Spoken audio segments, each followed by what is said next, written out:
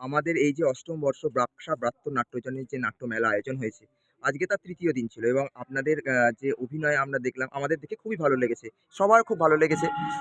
আপনার কেমন লেগেছে আমাদের এই আয়োজন একটু যদি বলেন? আচ্ছা, ১ম এই বলি নমস্কার আর অনেক ধন্যবাদ বাকসা নাট্য ব্রাত্যজনকে। আ বাকসা ব্রাত্য নাট্যজনকে অনেক ধন্যবাদ।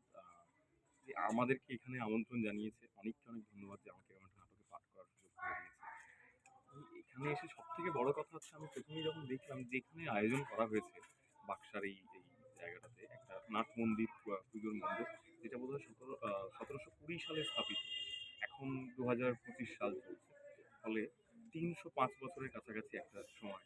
সেই সময় জুড়ে সে কি ইতিহাস নস্টালজিয়া লেগে আছে বাঙালির জীবনে সেখানে এসে পাঠ করা আমার কাছে অনেক বড় পাওয়া অভিনেতা হিসাবে।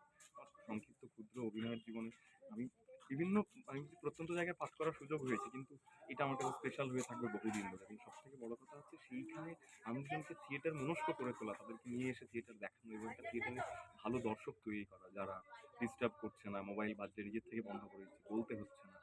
এই সবটা এই থিয়েটারের পরিবেশটা তৈরি করা এটাও একটা বড় কৃতিত্ব।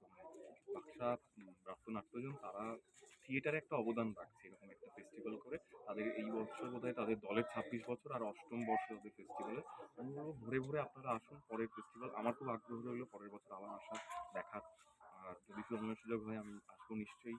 আপনারা আসুন ভরে ভরে দেখুন। থিয়েটার দেখলেই থিয়েটার করার মানে আগ্রহও বাড়বে। যারা অভিনেতা তাদেরও ভালো লাগবে। যারা আয়োজক, যারা শ্রুতিমণ্ডলী তাদেরও ভালো লাগবে। আপনারা অবশ্যই আসুন। অনেক ভালো লাগবে। ধন্যবাদ।